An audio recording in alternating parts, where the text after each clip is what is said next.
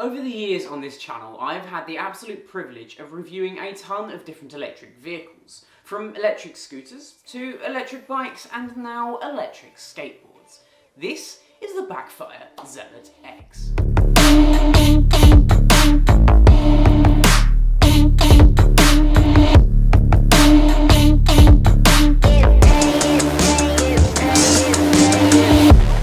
With a top speed of 32 miles an hour and equally high price of around £1,200 here in the UK, this board is certainly not for everyone. But for me, I think it's perhaps the most fun I've ever had on four wheels. Hello everybody, my name is Robert and this is Clue.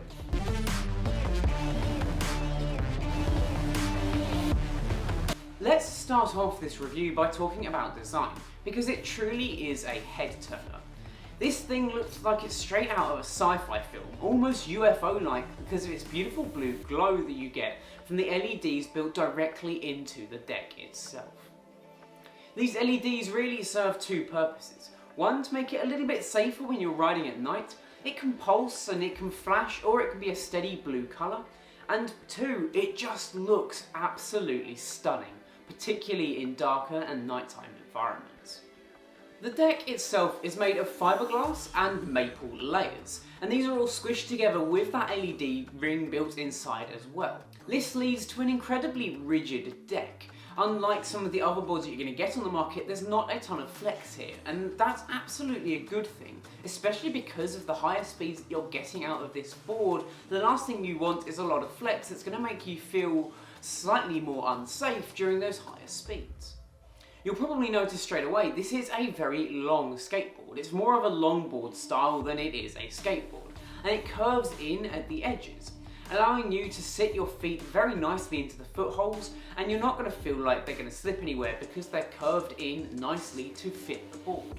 One thing I did note is when I stood on the board for the first time, the trucks felt incredibly loose, and that's probably by design. It allows you to carve up a road very quickly and be able to avoid obstacles with little to no kind of resistance. However, for me, I felt at higher speeds this became a little uncontrollable and unmanageable. If you start to wobble your knees ever so slightly on this board, you're going to get into a state where you're going to start to wobble left and right like nobody's business, and it is a little bit scary. You can of course tighten up those trucks because this is just a normal skateboard, just with that motorised mechanism for the back wheels. I would recommend tightening it just ever so slightly. What you're going to get then is a much smoother ride at higher speeds. However, you are going to find that your turning circle and your manoeuvrability is going to be a lot lower. It's completely up to you and how you want to ride. If we flip the board upside down, we of course see the real brains of this operation, and that is the motor and battery. In terms of batteries, we have the Samsung 14S2P 50S cell batteries.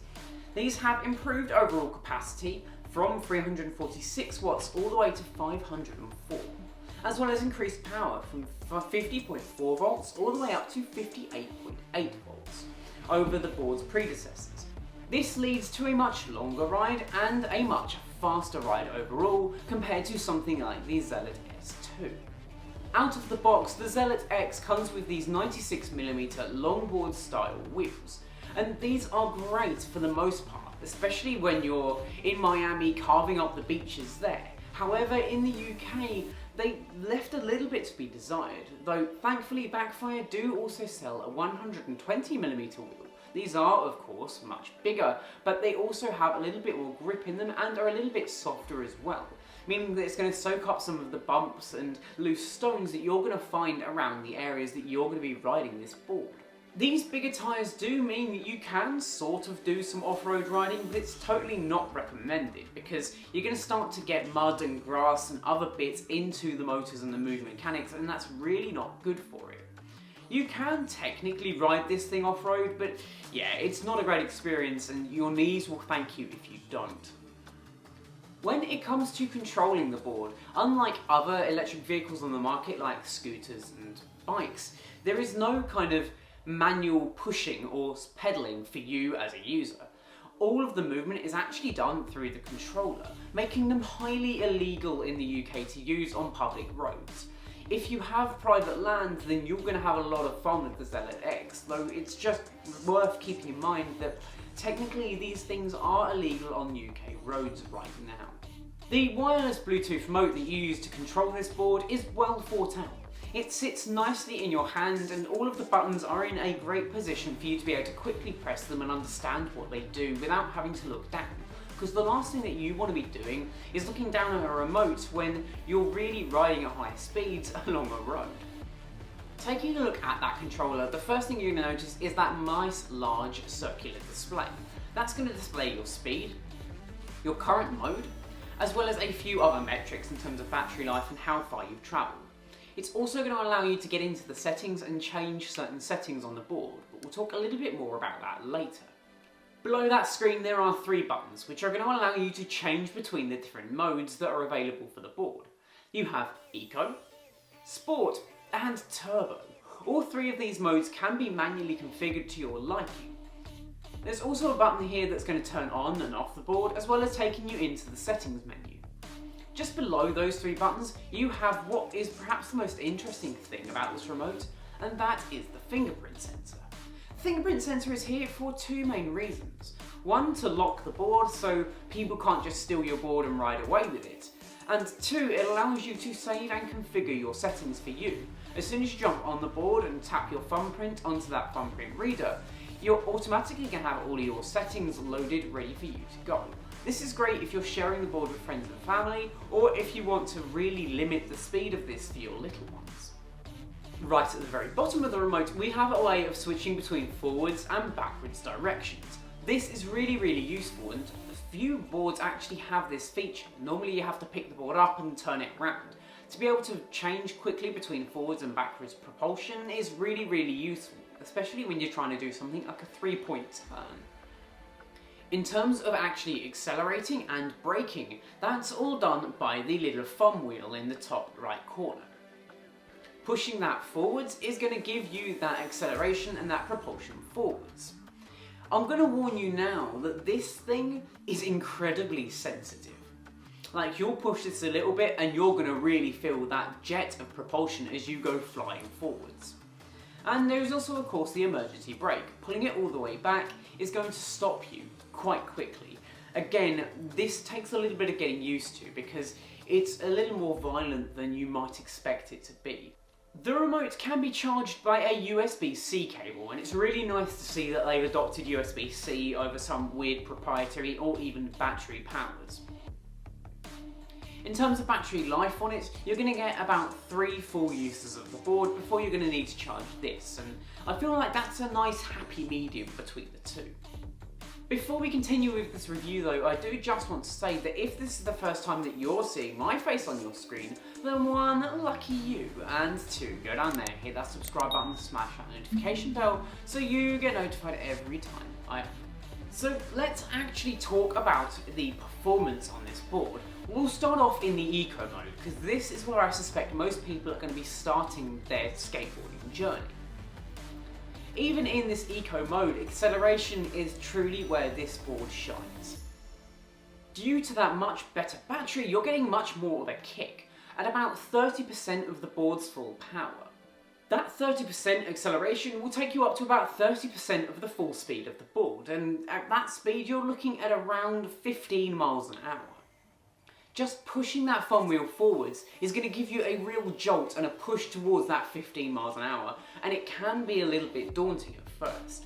I highly recommend spending a bit of time just getting used to that acceleration feeling and getting your feet nicely planted on the board.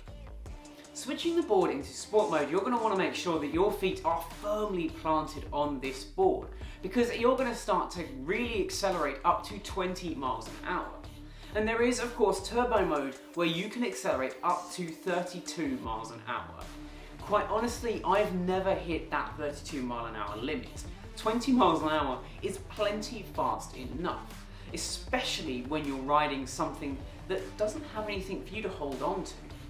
This acceleration and top speed does have its advantages in other areas though. It does mean that you can ride uphill at around a 35% incline, which is pretty impressive. In terms of range, the board is pretty impressive as well. Backfire suggests you can get around 34 miles in the eco mode, but quite honestly I'm not sure why you would want to go that far on an electric skateboard. I suppose it's just nice to know that you can, and that you're not going to get left short when this thing dies on you. And let's hope that that does never happen, because you're going to have a long walk home. This thing is around 14 kilograms and is a little unwieldy in its size and weight. You can kind of push it with your feet, but it's probably not going to do the motors any good, and it's a little bit too heavy to just kick yourself along. Even if that battery does die though, it's only going to take about 3 hours to get a full charge out of it, and you can get back out and start riding again really quickly. This board is water resistant, but it's definitely not waterproof, so I don't recommend taking this out in heavy rain. Of course it can go through a small puddle or two, or even in a slight drizzle, but it's not recommended, because this is electronics at the end of the day and things are going to rust if they do get wet. In terms of customization then, that's where this board really comes into its own, because you can configure all of your profiles to be exactly how you want them to be. Going into the settings on the remote allows you to change the speed, acceleration, and the braking potential of these different modes. For example, in eco mode, I could push the acceleration all the way down to 10%, my speed up to 40%, and my braking to around 15%. Now, it is a little bit weird that there are some hardware limitations on how far you can push these down and up. For example, in eco mode, you can't push the acceleration to anything above 40%. This is understandable from a battery saving standpoint and from a safety standpoint as well. But then again, when you're in sport or turbo mode, you can't take the acceleration down below 40%. This feels really weird to me. I understand the upper end of that limitation, but the lower end just doesn't make sense. I'd like to see a complete user profile where I could have a 15% acceleration where I feel comfortable and be able to take it to like a 60% top speed or something like that. It just doesn't happen, unfortunately, with the settings in their current state. In conclusion then, I don't think I've ever smiled or had as much fun on four wheels as I did with this skateboard. It truly is a thrill to be able to really gun it down a road and nicely carve between obstacles and around corners. It does take a lot of getting used to, and it is a little bit scary, particularly at that higher end speed, but I think that's kind of what makes this thing fun. If you have the budget and you think you're going to be using this thing a lot for travel, then I can't recommend it enough. It's well built, it's fast, it's easy to use, and quite honestly, it is just fun. So anyway guys, why don't you tell me what you thought of the Zealot X in the comment section down below, and of course while you're down there as well, get subscribed, hit that bell notification icon so you get notified every time I upload. My name's been Robert, this has been Clue, and I will catch you in the next one. Adios.